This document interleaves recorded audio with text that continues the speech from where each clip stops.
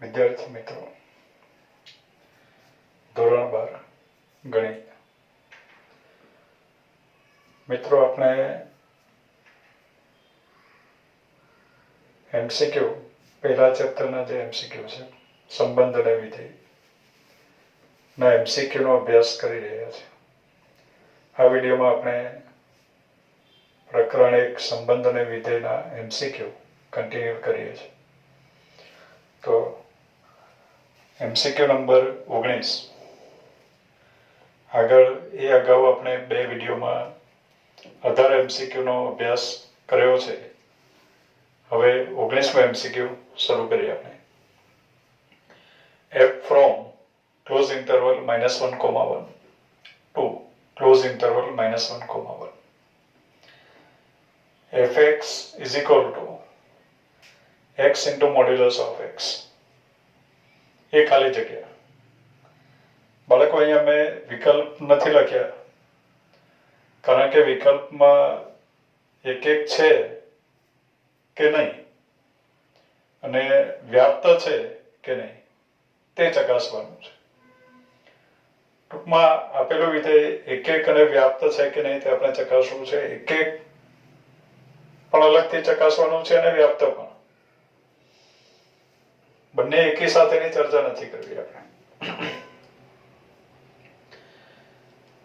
તો અત્યારે જે fx આપ્યું છે, fx is equal to x into modulus of x.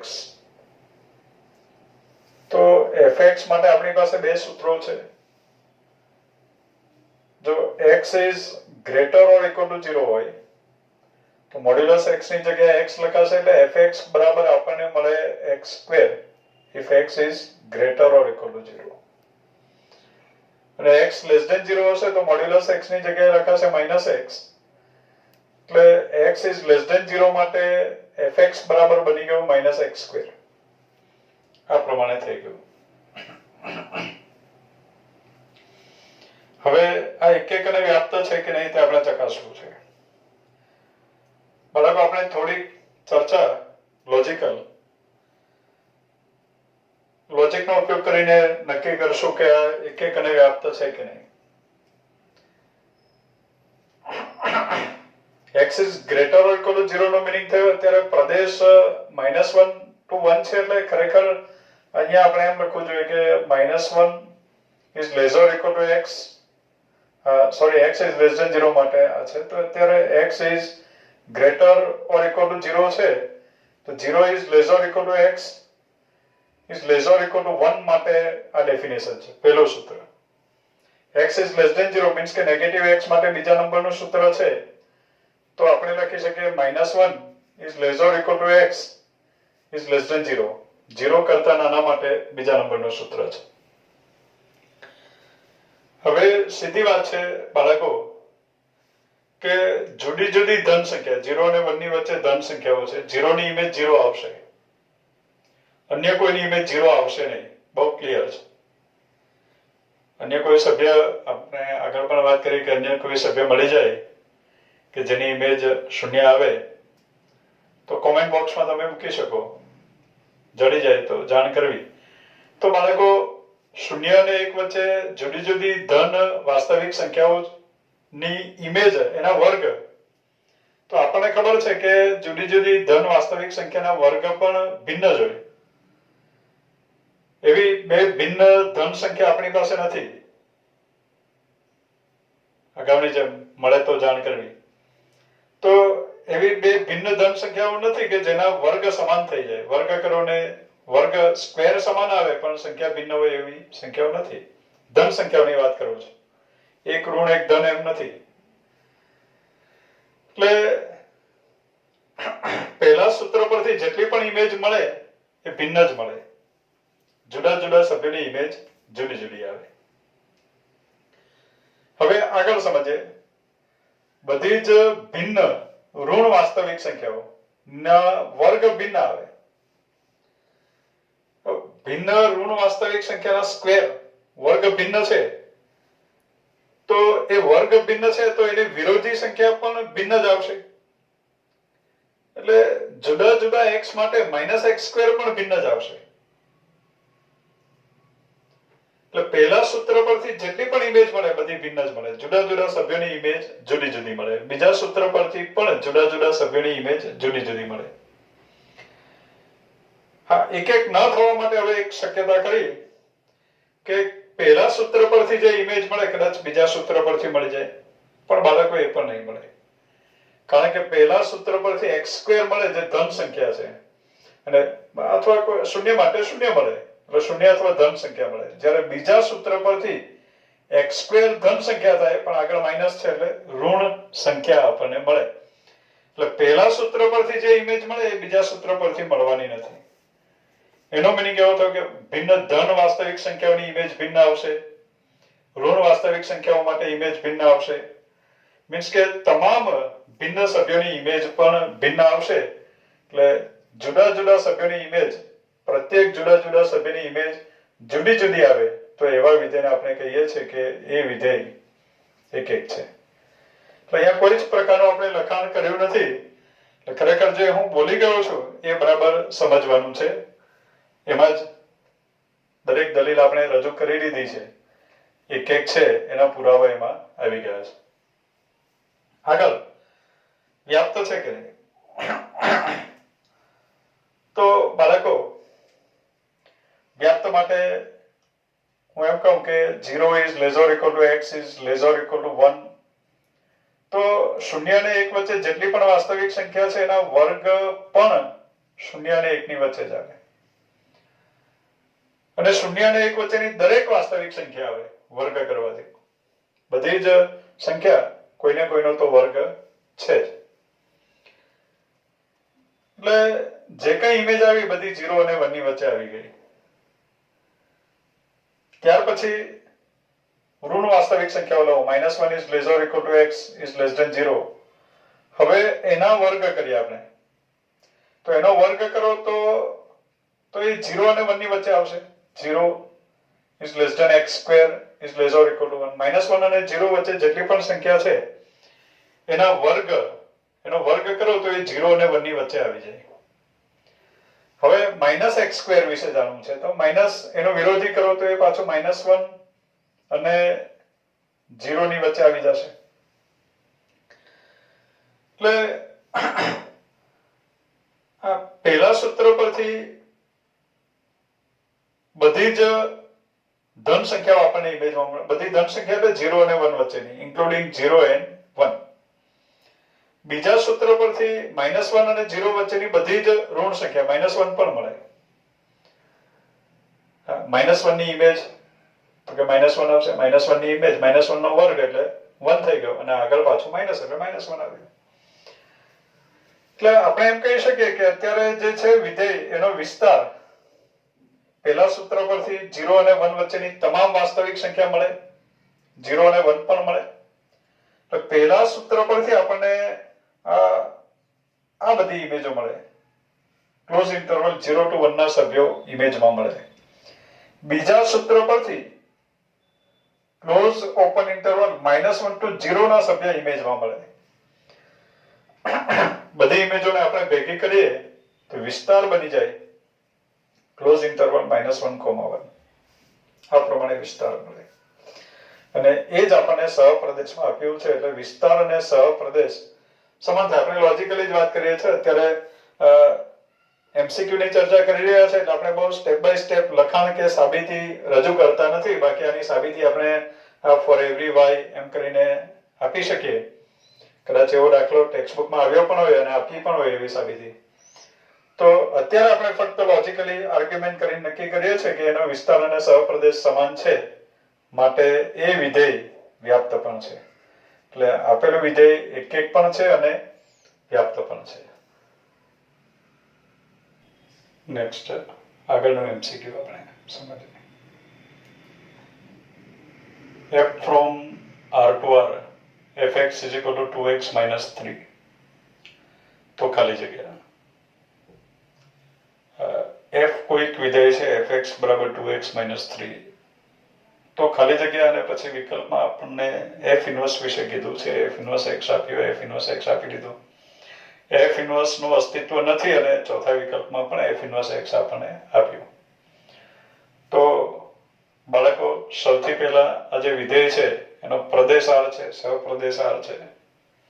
fx = 2x - 3 સુરેખ વિધેય છે.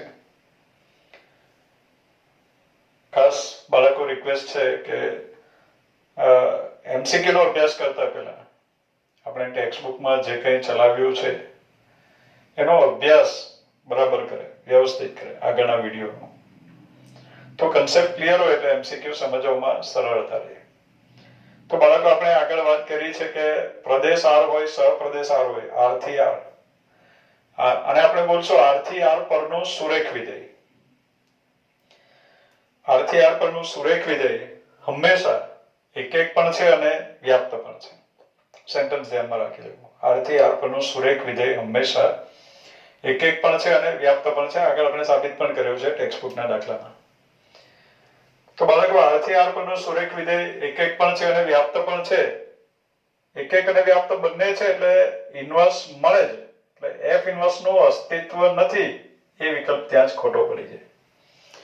એટલે અત્યારે એક અને વ્યાપ્ત આપણે ચકાસશું નહીં. આપણને ખ્યાલ હોવો જોઈએ કે આર થી આર પરનું સુરેખ વિધેય એક અને વ્યાપ્ત છે. એટલે આપણે ડાયરેક્ટ પ્રતિવિધેય દ્વારા મળતી ઇમેજ નું સૂત્ર બનાવીએ. f ઇન્વર્સ x એ પ્રતિવિધેય દ્વારા મળતી ઇમેજ નું સૂત્ર છે.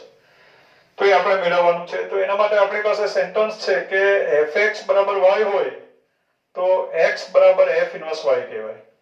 fx ને જો y કહેવામાં આવે તો જે x છે એને f ઇન્વર્સ y કહેવાય. તો અહીંયા fx = y લઈ લઈએ. fx = 2x - 3 = y. હવે એમાંથી આપણે x ને કરતા બનાવશું. એ x ને આપણે f ઇન્વર્સ y કહીશું. તો x ને કરતા બનાવીએ તો 2x - 3 = y છે. એટલે આપણે લખી શકીએ x = 3 + y -3 પેલી બાજુ ગયો upon 2. આ x મળ્યો આપણને. આ x ને આપણે કહેવાનું f ઇન્વર્સ y. એટલે f inverse y = 3 + y upon 2. તો પછી આપણે સૂત્ર મેળવવાનું છે f ઇન્વર્સ x. તો y ની જગ્યાએ x લખી દઈએ એટલે f inverse x = 3 + x upon 2. જે આપણને સેકન્ડ બીજા વિકલ્પમાં આપણે આપ્યું છે કે f inverse x = x + 3 upon 2.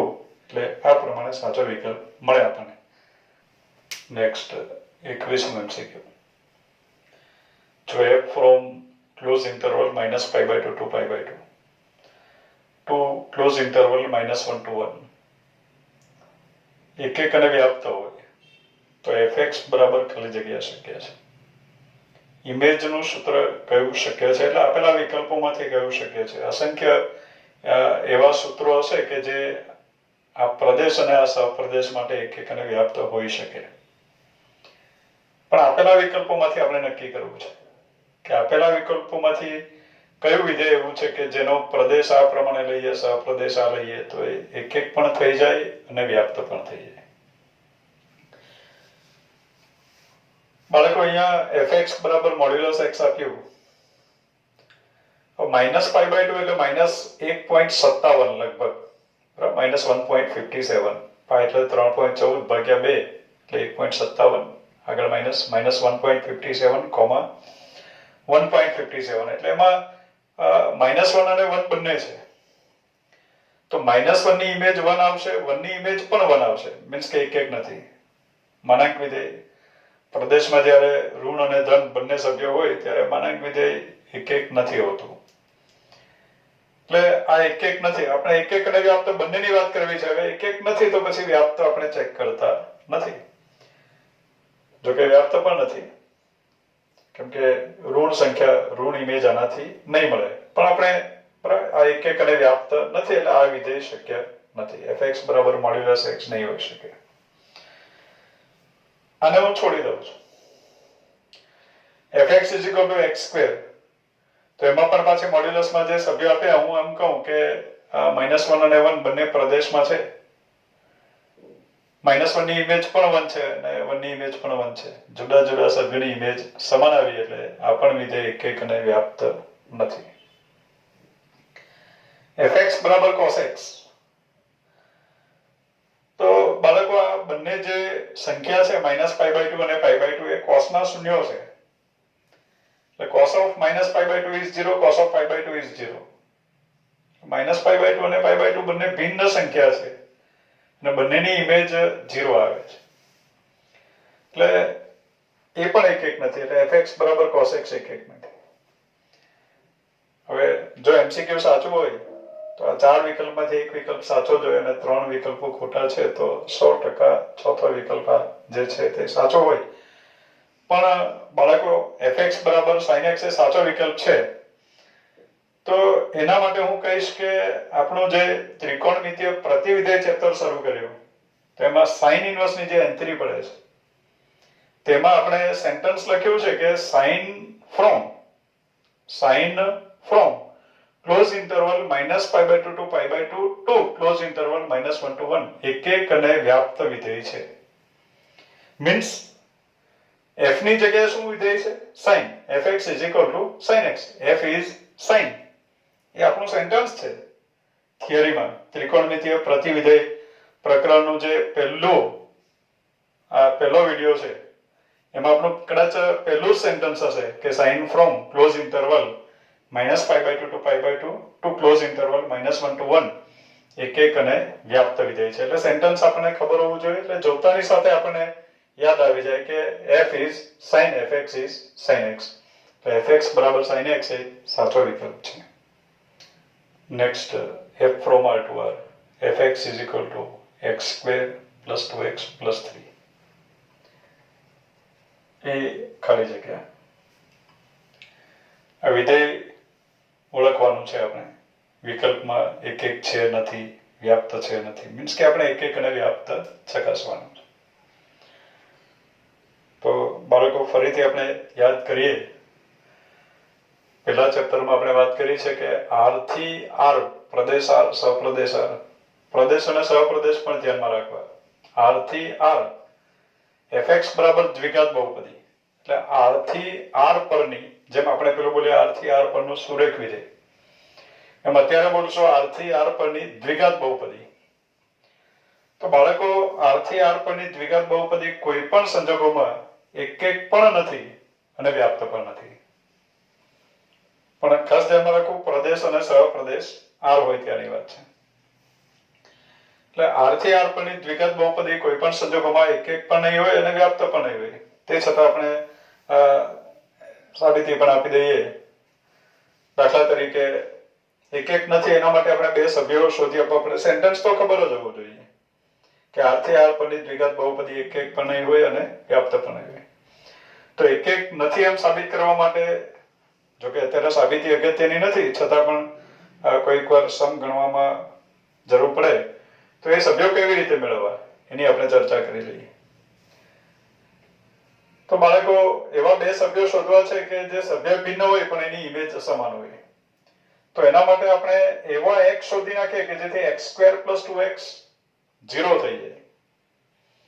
અને x² plus 2x જો 0 થઈ જશે તો એની ઇમેજ 3 આવશે. તો એવા x શોધી નાખીએ કે જેથી x² plus 2x બરાબર 0 થાય. અને તેવા x શોધવા માટે x² plus 2x બરાબર 0 લઈ લઈએ એટલે x into x plus 2 is equal to 0. એટલે આપણને મળે x બરાબર 0 અથવા x બરાબર -2. એટલે શૂન્યની ઇમેજ 0 મૂકશો તો પણ આ 0 આવશે. એટલે જવાબ આવશે 3, ઇમેજ 3 મળે. -2 ની ઇમેજ x ની જગ્યાએ -2 લખો તો આ 0 આવશે. એટલે ઇમેજ મળે 3.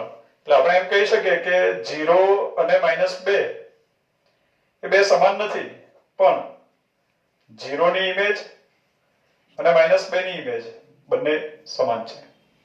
માટે વિધેય f એક નથી. વ્યાપ્ત માટે બાળકો આપણે વાત કરી છે કે આજે fx બરાબર જે આપ્યું x² plus 2x plus 3 આગળ સમજ્યા હશે આપણે ટેક્સ્ટબુકમાં. તો એનો આપણે વિસ્તાર નક્કી કરશું. વિસ્તાર નક્કી કરવા માટે આ પૂર્ણ વર્ગ થાય તેવો અંતિમ પદ સેટ કરવો. એટલે x² plus 2x plus 1 લખવામાં આવે તો એ પૂર્ણ વર્ગ થઈ જાય. એટલે +2 આપણે અલગ કરી દઈએ એટલે પૂર્ણ વર્ગ થઈ ગયો. શેની વર્ગ છે તો x plus 1 whole square plus 2. હવે વિસ્તાર શોધવા માટે x r નો સભ્ય છે, x belongs to r, તો આપણે એમ કહી શકીએ કે x plus 1 એ પણ r નો સભ્ય થાય. એ r નો સભ્ય છે. હવે x+1 હોલ સ્ક્વેર વિશે જાણવું છે તો x+1 હોલ સ્ક્વેર x+1 આનો સભ્ય હોય તો x+1 whole square is greater or equal to 0 થાય. શૂન્ય અથવા શૂન્યથી મોટો થાય. વાસ્તવિક સંખ્યાનો વર્ગ હંમેશા શૂન્ય અથવા શૂન્યથી મોટો થાય. એ બિલોંગ્સ ટુ R લખશો તો સાચો વિસ્તાર નહીં મળે. એ વિસ્તારને સમાવતો ગણ આપણને મળે. એટલે અત્યારે સાચો વિસ્તાર શોધવો હોય તો x belongs to R implies x² is greater or equal to 0 જ લખાશે. હવે બે ઉમેરીએ એટલે આપણને મળ્યું x+1 whole square plus 2 is greater or equal to 2. Means કે બધી જ ઇમેજ 2 અથવા 2 થી મોટી છે અને 2 અથવા 2 થી મોટી બધી જ વાસ્તવિક સંખ્યા ઇમેજ છે. એટલે વિધેયનો વિસ્તાર આપણને મળે 2 અથવા 2 થી મોટી તમામ વાસ્તવિક સંખ્યાઓનો ગણ એટલે ક્લોઝ ઓપન ઇન્ટરવલ 2, આ વિસ્તાર છે. અને આપણને સહપ્રદેશ આપ્યો R શું છે તો સહપ્રદેશ છે. વિસ્તાર અને સહપ્રદેશ સમાન નથી માટે વિધેય વ્યાપ્ત નથી. એટલે આપણે જેમ આગળ વાત કરી છે કે R થી R પરની દ્વિઘાત બહુપદી કોઈ પણ સંજોગોમાં એક પણ નથી અને વ્યાપ્ત પણ નથી. નેક્સ્ટ આગળ 23મો MCQ. R પર A*B બરાબર AB+1 તો સ્ટાર એ ખાલી જગ્યા. વિકલ્પમાં બાળકો આપણને આપ્યું છે કે સમક્રમી છે નથી અને જૂથના નિયમનું પાલન કરે કે ન કરે. 4 વિકલ્પ થઈ જાય. છે નથી 2 પ્રકાર, કરે ન કરે 2 પ્રકાર, 2 દુ 4, 4 વિકલ્પ બનાવી શકાય. એ 4 વિકલ્પો આપણને આપ્યા છે. તો આપણે સમક્રમી છે કે નહીં, જૂથના નિયમનું પાલન કરે છે કે નહીં તે ચકાસવાનું છે. તો એના માટે શરૂ કરીએ આપણે. બાળકો A*B બરાબર AB+1 ક્રમ બદલી નાખીએ. B*A બરાબર BA+1. હવે AB અને BA બંને સમાન છે. AB+1 લખો કે BA+1 લખો. સમાન છે મીન્સ કે આ જે છે સમક્રમી છે જ. લખાણ નથી કર્યું બાળકો. A*B બરાબર AB+1, B*A બરાબર BA+1 એટલે સમક્રમી છે. જૂથના નિયમનું પાલન કરે છે કે નહીં તો બાળકો આપણે એક ઉદાહરણ લઈને ચકાસવાનો પ્રયત્ન કરી જોઈએ કે 1*2*3 is equal to 1*2 એટલે 1 into 2 plus 1 A અને B નો ગુણાકાર વત્તા 1 તો 1*2 એટલે 1 અને 2 નો ગુણાકાર વત્તા 1 *3 બરાબર 2 plus 1 is 3 3*3. હવે 3*3 એટલે 3 અને 3 નો ગુણાકાર 9 વત્તા 1 એટલે આપણને મળે 10. હવે બાળકો 1*2*3 મેળવીએ તો એના બરાબર આવશે 1*2*3 એટલે 2 અને 3 નો ગુણાકાર 6 વત્તા 1 ગુણાકાર કરતા 1 વધારે. ગુણાકાર 6 છે એના કરતા 1 વધારે 6 plus 1 7 એટલે 1*7 આવ્યું. 1*7 એટલે એ બેનો ગુણાકાર કરતા 1 વધારે 7 * 7 વત્તા 1 એટલે આન્સર આવ્યો 8. તો અત્યારે સ્પષ્ટ દેખાય છે કે 1*2*3 is not equal to 1*2*3 is not equal to 1*2*3. માટે એમ કહેવાશે કે સ્ટાર જૂથના નિયમનું પાલન કરતો નથી એટલે સ્ટાર જૂથના નિયમનું પાલન ન કરે. એટલે વિકલ્પોમાંથી સમક્રમી છે અને જૂથના નિયમનું પાલન ન કરે એવો વિકલ્પ પસંદ કરાશે. Next MCQ. Z પર A*B is equal to A² plus B². Z ના બે ઘટકો વચ્ચે આપણે સ્ટાર ક્રિયા કરીએ આન્સરમાં બંનેના વર્ગોનો સરવાળો મળે આપણને. તો સ્ટાર એ ખાલી જગ્યા. અહીંયા પણ વિકલ્પોમાં આ પ્રમાણે છે સમક્રમી છે કે નથી અને જૂથના નિયમનું પાલન કરે કે ન કરે, એટલે એ પ્રમાણેના 4 વિકલ્પો છે. તો બાળકો સીધી વાત છે કે a સ્ટાર b બરાબર a square plus b square, તો બંનેના વર્ગોનો સરવાળો હવે b સ્ટાર a કરો તો b square plus a square આવશે, એટલે એ પણ બંનેના વર્ગોનો સરવાળો છે. તો અત્યારે એમ કહેવું આવશે કે દરેક for every ab belongs to z માટે a સ્ટાર b બરાબર b સ્ટાર a થાય છે, માટે સ્ટાર ક્રિયા સમક્રમી છે. જૂથના નિયમનું પાલન કરે છે કે નહીં, તો એ ચકાસવા માટે આપણે z ના 3 સભ્યો લઈ લઈએ. જો કે આપણે ઋણ પૂર્ણાંક પણ નથી લેવા. 1 સ્ટાર 2 સ્ટાર 3 આ પ્રમાણે લઈએ. 1 સ્ટાર 2 સ્ટાર 3. 1 સ્ટાર 2 એટલે 1 નો વર્ગ વત્તા 2 નો વર્ગ, 1 નો વર્ગ 1 વત્તા 2 નો વર્ગ 4 સ્ટાર 3, એટલે આપણને મળ્યો 5 સ્ટાર 3.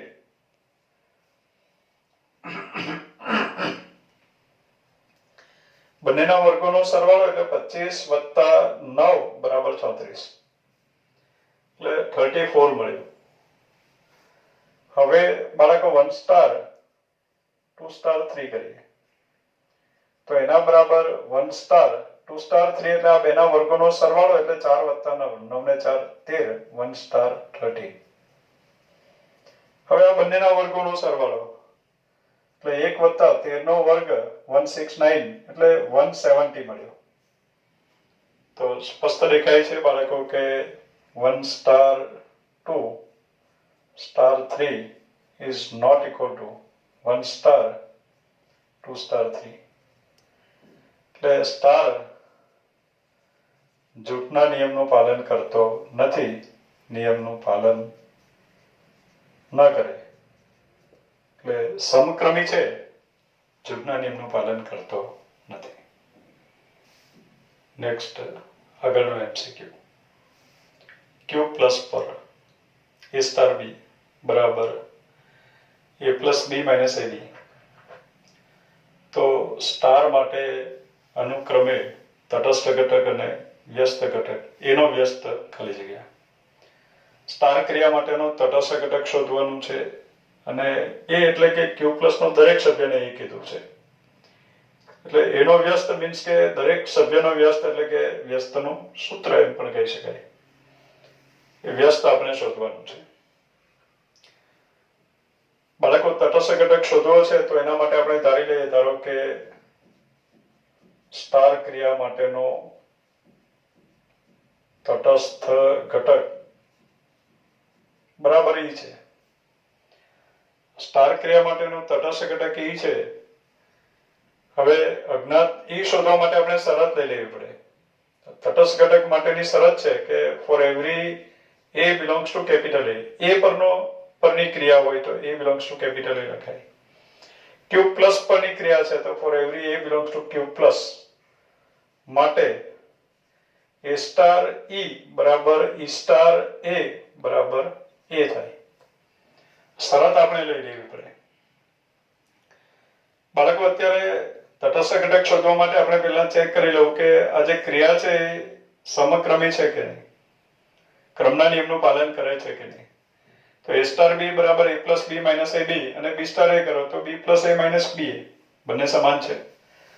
તો અહીંયા જે બીજી શરત છે ના લખો તો ચાલે, ઇક્વલ ટુ સાથે. એટલે a સ્ટાર e બરાબર a થી આપણું કામ ચાલશે. a સ્ટાર e એટલે a plus e minus a બરાબર a is cancel, implies a is common, 1 minus a is equal to 0. હવે બાળકો a 1 minus, તો બાળકો અહીંયા a minus 1 0 થાય જો a બરાબર 1 હોય તો. એટલે આપણને અહીંયા Q પ્લસ આપ્યું છે ધન સમય સંખ્યા, પણ એમાંથી 1 કાઢી નાખવો જોઈએ, કારણ કે 1 માટે તટસ્થ ઘટક, કારણ કે 1 લઈએ તો 1 - a 0 થઈ શકે. તો 1 માટે આપણે તટસ્થ ઘટક સ્પેશિયલ મેળવી લઈએ. અત્યારે a બરાબર 1 હોય તો શું થાય એ પણ આપણે લખીએ. ચાલો કે વાંધો નહીં. તો અહીંયા e બરાબર 0, e બરાબર 0 અથવા 1 - a બરાબર 0 એટલે a બરાબર 1 મળ્યું. હવે આપણે e બરાબર 0 લખી શકીએ. ક્યારે લખી શકીએ? તો સાઈડમાં લખીએ જ્યાં a is not equal to 1. એ 1 ના હોય તો એ 0 જ હોય. 1 નો આપણે તટસ્થ ઘટક સ્પેશિયલ મેળવી લઈએ. ખરેખર અહીંયા q plus minus set of 1 આવે. ખરેખર અહીંયા r માઇનસ સેટ ઓફ 1 લખો તો પણ ચાલે એમ છે, પણ હવે જે આપ્યું છે એમાં પણ 1 નો q પ્લસ માંથી કાઢી તો નાખવો જોઈએ. છતાં આપણે ગણીએ છીએ e બરાબર 0 જ્યાં a is not equal to 1. એટલે તટસ્થ ઘટક e બરાબર 0 મળ્યો, પણ a બરાબર 1 ના હોય તો તટસ્થ ઘટક બાળકો દરેક માટે અનન્ય હોય. એકાદ સભ્ય માટે પણ તટસ્થ ઘટક ન મળે તો એને તટસ્થ ઘટક નહીં કહી શકાય. આખી ક્રિયા માટે તટસ્થ ઘટક અનન્ય હોય. તો હવે 1 સાથે આપણે આ 0 તટસ્થ ઘટક 1 સિવાયના દરેક માટે 0 તટસ્થ છે, એટલે 1 સિવાયના દરેકની 0 સાથે ક્રિયા કરીએ તો તેનો તે જ ઘટક પાછો મળે. મીન્સ કે 0 તટસ્થ છે 1 સિવાયના માટે.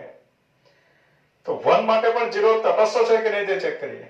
તો એના માટે આપણે 1 સ્ટાર 0 કરી જોઈએ. તો 1 સ્ટાર 0 બરાબર 1 પ્લસ 0 માઇનસ, બરાબર, a plus b minus ab પ્રમાણે 1 પ્લસ 0 માઇનસ 1 ઇન્ટુ 0 ઇઝ 0. એટલે 1 આવી ગયો. એટલે 1 સ્ટાર 0 કર્યો તો 1 આવી ગયો. 0 સ્ટાર 1 કરો તો પણ 1 આવશે. એટલે 1 માટે પણ તટસ્થ ઘટક 0 જ છે. અહીંયાથી તટસ્થ ઘટક 0 છે એમ સાબિત નથી થયું. 1 સિવાયના માટે 0 છે. 1 માટે 0 છે એમ સાબિત ક્યારે થશે? તો કે 1 સાથે પાછી 0 ની જ આપણે ક્રિયા કરી જોઈએ તો પાછો 1 આવી જાય તો એમ કહેવાશે કે 0 1 માટે પણ તટસ્થ છે. એટલે આપણે કહી શકીએ therefore માટે તટસ્થ ઘટક, અત્યારે સ્ટાર ક્રિયા માટેનો તટસ્થ ઘટક આપણને મળ્યો. તટસ્થ ઘટક બરાબર તટસ્થ ઘટક e બરાબર 0 મળ્યો. e is 0. હવે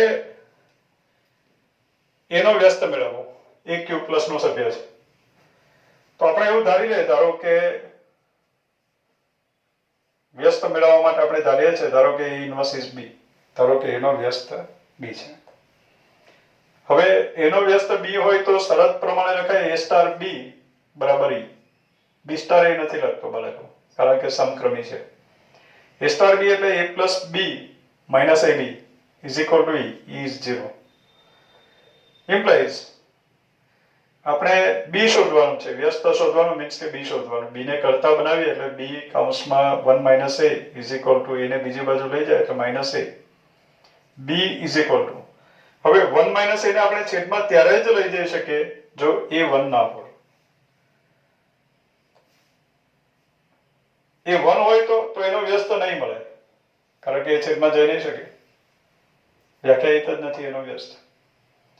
એટલે અહીંયા આ વિકલ્પમાં આપણે જોઈએ છે તો આ 0 અને તટસ્થ ઘટક 0 છે. તટસ્થ ઘટક 0 અને અહીંયા છે 1 upon a, જ્યારે અહીંયા છે -a upon 1 - a એટલે a upon a - 1 કરી શકાય. માઈનસ છેદમાં આપી દઈએ એટલે. એટલે આ વિકલ્પ સાચો છે, પણ એ શેના માટે? 1 નો વ્યસ્ત તો મળતો જ નથી. એટલે ખરેખર MCQ માં થોડી ખામી છે બાળકો. મેં જ લખ્યું છે પણ અહીંયા મેં જૂની ટેક્સ્ટબુક માંથી લીધું છે. એટલે અહીંયા એક ખામી છે કે આમાંથી આપણે 1 કાઢી નાખવો જોઈએ તો જ દરેકનો વ્યસ્ત મળે. તો b બરાબર a is not equal to 1 હોય, એ 1 ના હોય તો આપણે અહીંયા આ ચકાસણી પણ અલગ કરવાની રહેતી નથી. a is not equal to 1 હોય તો અહીંયા આવશે 1 - a 0 નથી એટલે -a upon 1 - a મીન્સ કે a upon a - 1 એવું લખી શકાય. એટલે એનો વ્યસ્ત આપણને મળે a upon a - 1, પણ એ ક્યારે મળે? a is not equal to 1 હોય તો જ મળે. એટલે 1 નો વ્યસ્ત મળતો નથી. જ્યારે આ લોકોએ આપણને આપ્યું કે એનો વ્યસ્ત, તો એનો મિનિંગ એવો થયો કે પ્રત્યેક ઘટકનો વ્યસ્ત. પણ પ્રત્યેકનો વ્યસ્ત નથી મળતો. 1 સિવાયના બધાનો વ્યસ્ત આપણને મળે. એટલે a ઇન્વર્સ બરાબર a upon a minus 1. અત્યારે આ વિકલ્પ સાચો છે, પણ હું અહીંયા થોડોક સુધારો કરવા ઈચ્છું કે q plus minus set of 1. q plus ની જગ્યાએ r આપશે તો ચાલશે, પણ એમાંથી એકડો કાઢી નાખવો પડશે. નેક્સ્ટ આગળ 26મો MCQ. q પ્લસ પર a star b is equal two ab upon 3. તો 3 સ્ટાર 1 upon 5 સ્ટાર 1 બરાબર ખાલી જગ્યા, મીન્સ કે આનું મૂલ્ય આપણે શોધવાનું છે.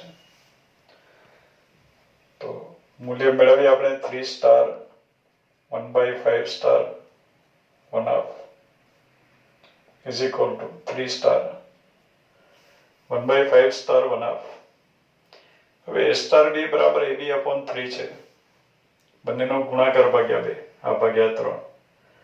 તો અત્યારે 1/5 સ્ટાર 1 એટલે આ બેનો ગુણાકાર આવ્યો 1 upon 10, અને upon 3 એટલે 1 upon 30. આ પ્રમાણે બંનેનો ગુણાકાર ભાગ્યા 3, બંનેનો ગુણાકાર આવ્યો 1 upon 10 અને છેદમાં 3 એટલે 1 upon 30. હવે આ બે વચ્ચે સ્ટાર ક્રિયા કરવી છે, તો આન્સર આવશે બંનેનો ગુણાકાર ભાગ્યા 3 જેટલું. તો બંનેનો ગુણાકાર 3 ગુણ્યા 1 ના છેદમાં 30 અને ભાગ્યા 3 કરશો એટલે 3 કેન્સલ થઈ જશે. 3 ગુણ્યા 1 ના છેદમાં 30 અને ભાગ્યા 3 એટલે 3 કેન્સલ, એટલે આન્સર આવ્યો 1 upon 30. એટલે 1 upon 30 આનું મૂલ્ય આપણને મળે છે.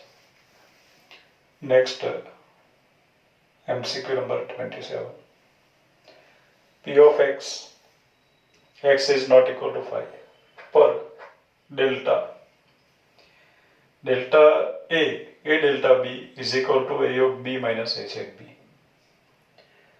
વડે વ્યાખ્યાયિત હોય તો ખાલી જગ્યા. આ 4 વિકલ્પો આપણે લખ્યા છે કે ડેલ્ટા માટે તટસ્થ ઘટક phi અને એનો વ્યસ્ત a છે. બીજું ડેલ્ટા માટે તટસ્થ ઘટક a અને એનો વ્યસ્ત phi છે. ત્રીજો આપ્યો ડેલ્ટા માટે તટસ્થ ઘટક a ડેશ અને એનો વ્યસ્ત a છે. ચોથો આપ્યો ડેલ્ટા માટે તટસ્થ ઘટક x અને એનો વ્યસ્ત phi છે.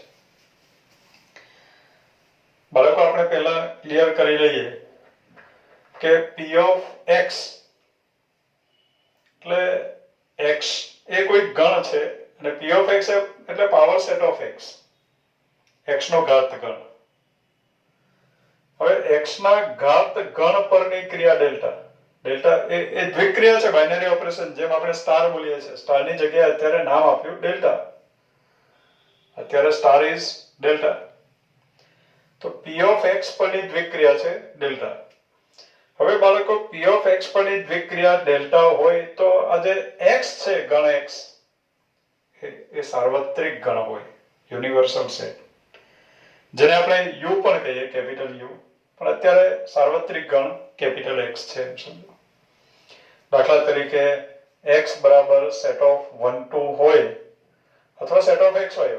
x બરાબર સેટ ઓફ xy, કદાચ આપણે ટેક્સ્ટ બુકમાં જે દાખલા ગણાવ્યા એમાં આ ચર્ચા કરી પણ હશે કે x is equal two set of xy હોય તો p of x is equal two x ના ઘાત ગણોનો ગણ, એટલે પહેલા આવશે 5, પછી સેટ ઓફ x, પછી સેટ ઓફ y અને પછી આવશે સેટ ઓફ xy.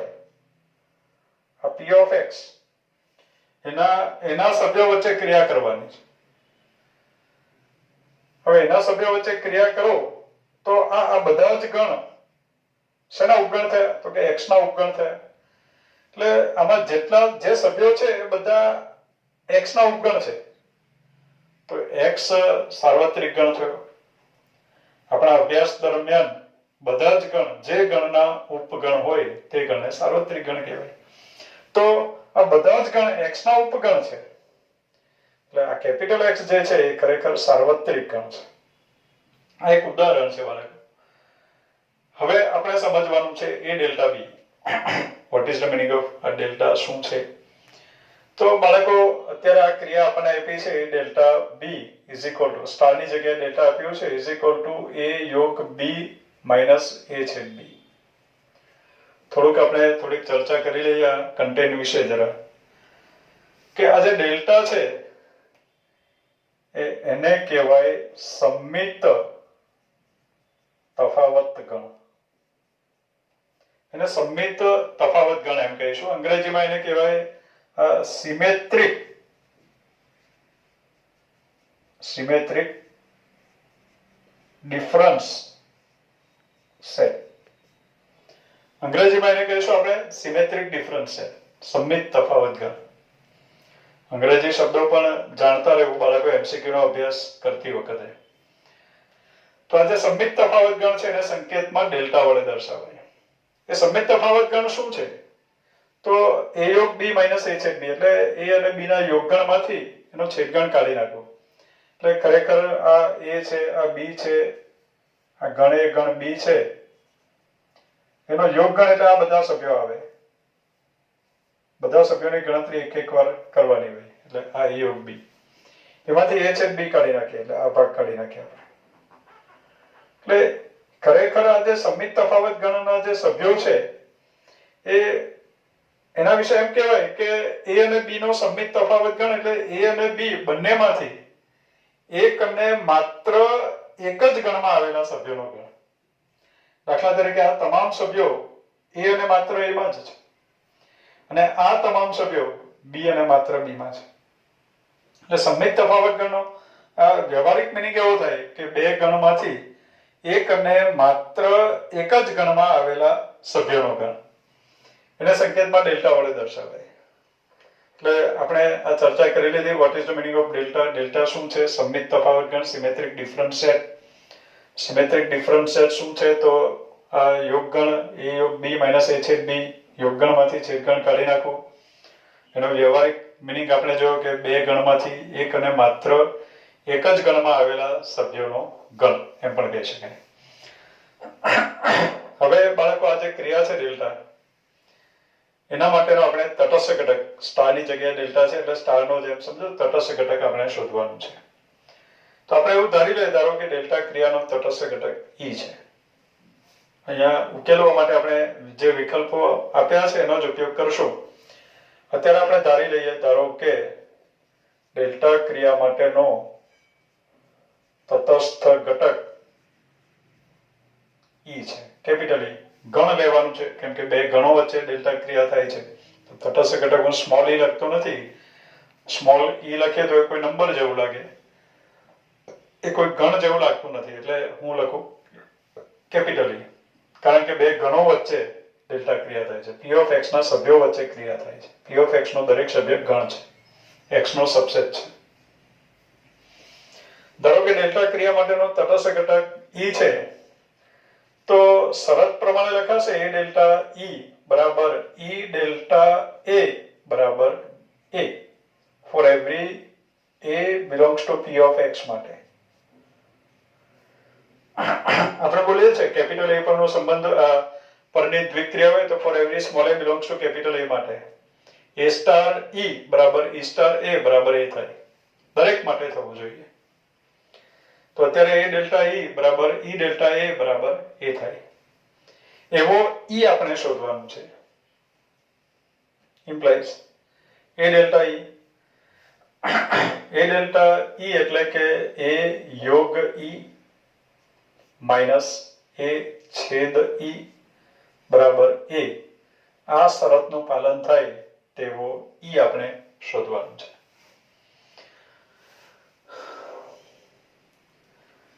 તો બાળકો અહીંયા બીજી શરત મેં એટલા માટે નથી લખી કારણ કે આ સંમિત તફાવત ગણની જે ક્રિયા છે એ પણ સમક્રમી છે.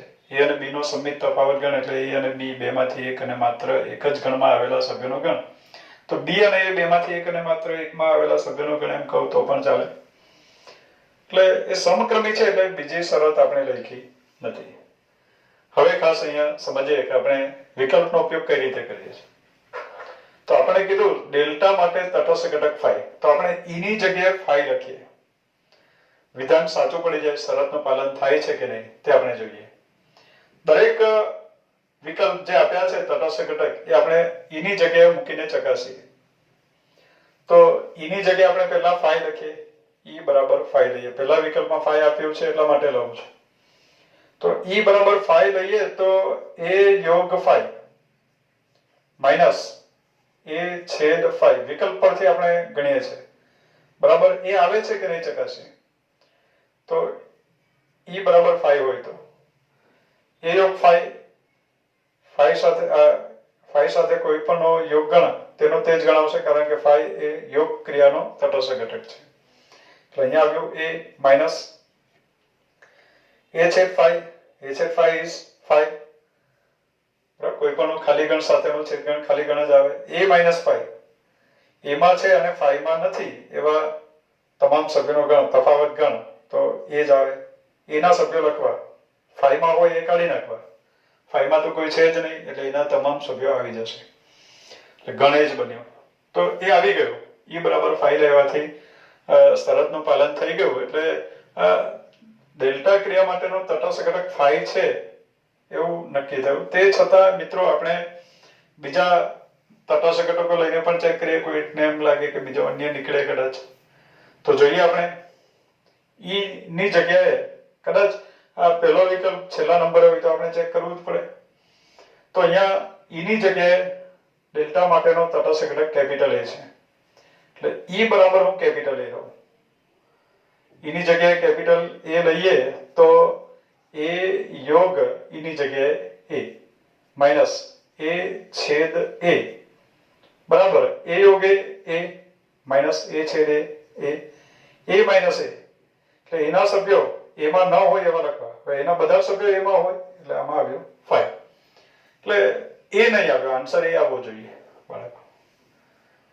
તો એનો મીનિંગ એવો થયો કે આ તટસ્થ ઘટક નથી.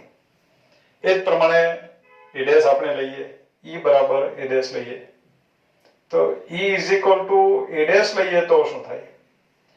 E ની જગ્યાએ A ડેશ લખીએ તો અહીંયા આવ્યું A યોગ A ડેશ માઇનસ A છેદ A dash is equal to A યોગ A ડેશ કોઈ પણ ગણ અને તેના પૂરક ગણનો યોગ ગણ લઈએ અને એનો પૂરક ગણ એટલે એના સિવાયના બધા સભ્યો, એનો યોગ કરો એટલે સાર્વત્રિક ગણ મળે, x મળે. A છેદ A ડેશ કોઈ પણ ગણ અને તેના પૂરક ગણનો છેદ ગણ ખાલી ગણ આવે, x માઇનસ 5x. એ નહીં આવ્યું એટલે E બરાબર A ડેશ પણ નહીં હોઈ શકે. તટસ્થ ઘટક કેપિટલ X એટલે સાર્વત્રિક ગણ હોઈ શકે કે નહીં? તો એના માટે બાળકો આપણે E બરાબર X લઈએ. E બરાબર X લઈએ તો E યોગ X માઇનસ A છેદ X, E ની જગ્યાએ X લખી. A યોગ X સાર્વત્રિક ગણ છે, A સાથે યોગ કરો તો X જ આવે, માઇનસ A છેદ X સાર્વત્રિક ગણ સાથે કોઈ પણ ગણનો છેદ કરો તો તે ગણ આવે. યોગ કરવાથી જે સબસેટ હોય A is subset of B તો યોગ ગણ B આવે, જે મોટો ગણ હોય તે આવે. A યોગ X, એ X નો સબસેટ છે તો X આવશે. અને છેદ કરવાથી નાનો ગણ આવે, જે સબસેટ હોય તે આવે. એ X નો સબસેટ છે તો એ આવશે. હવે X માઇનસ A આવ્યો, X માઇનસ A એટલે A ડેશ કહેવાય. એનો પૂરક ગણ, સાર્વત્રિક ગણમાંથી એના સભ્યો કાઢી નાખો તો એનો પૂરક ગણ મળે A ડેશ.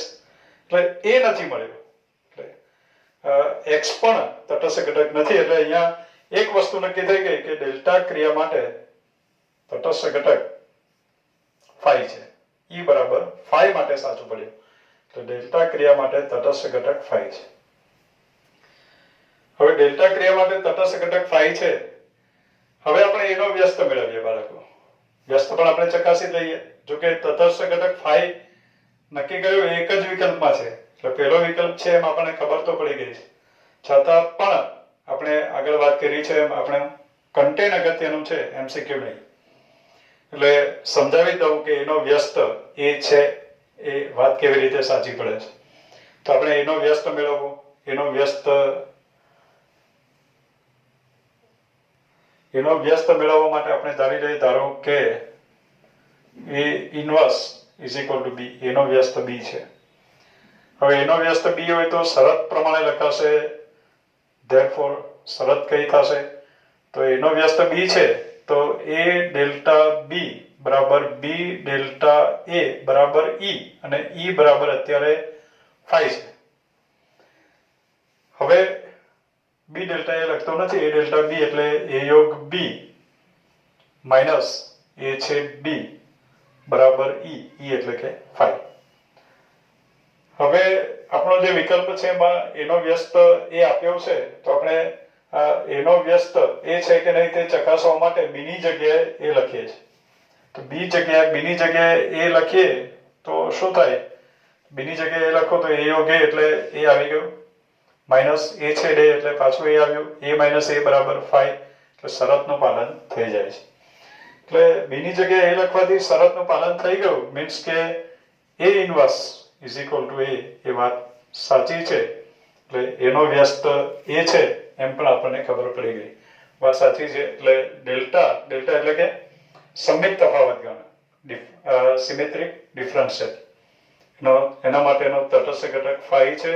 અને કોઈ પણ ગણ એનો વ્યસ્ત, એટલે કોઈ પણ ગણ એટલે એ કોણ છે?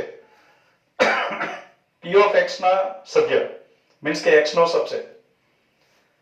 તો બાળકો p of x નો સભ્ય ગણ છે, આ બધા ગણ છે, x ના સબસેટ છે. તો એ દરેક ગણનો વ્યસ્ત તે પોતે જ છે એમ કહેવા માંગે છે. એનો વ્યસ્ત એ છે, મીન્સ કે 5 નો વ્યસ્ત 5 છે, સેટ ઓફ x નો વ્યસ્ત set of x, set of y નો વ્યસ્ત set of y, set of xy નો વ્યસ્ત સેટ ઓફ xy.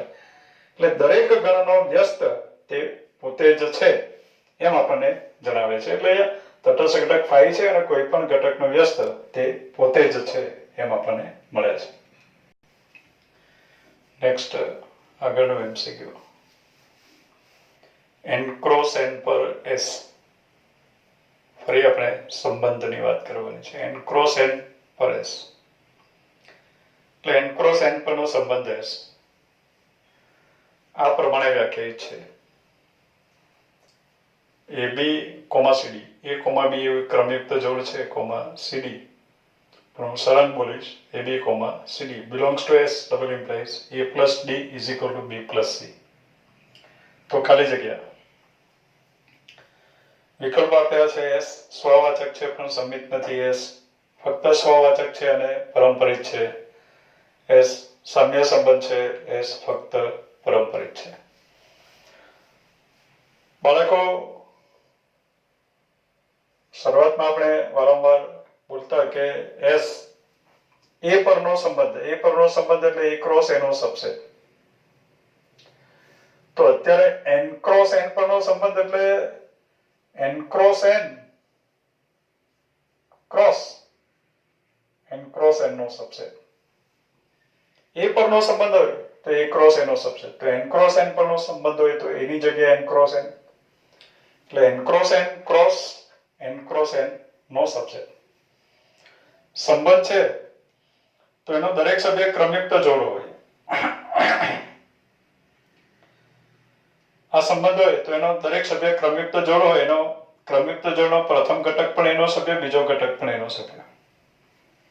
તો અત્યારે આ સંબંધ છે તો એનો દરેક સભ્ય ક્રમયુક્ત જોડ, એનો પ્રથમ ઘટક n ક્રોસ n નો સભ્ય, બીજો ઘટક પણ n ક્રોસ n નો સભ્ય માટે આવું છે. સંબંધનો દરેક સભ્ય ક્રમયુક્ત જોડ, પ્રથમ ઘટક પણ n ક્રોસ n નો સભ્ય, બીજો ઘટક પણ n ક્રોસ n નો સભ્ય, ABCD બધા n ના સભ્યો છે.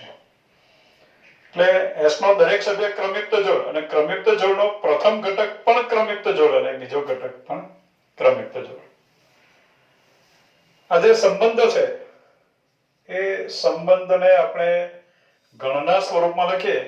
આપણને ખબર છે કે સંબંધ એટલે ક્રમયુક્ત જોડોનો ગણ. અત્યારે સંબંધ આ ક્રમયુક્ત જોડોનો ગણ છે, એનો પ્રથમ ઘટક પણ ક્રમયુક્ત જોડ છે કારણ કે n ક્રોસ n નો સભ્ય છે, બીજો ઘટક પણ ક્રમયુક્ત જોડ છે કારણ કે એ પણ n ક્રોસ n નો સભ્ય છે.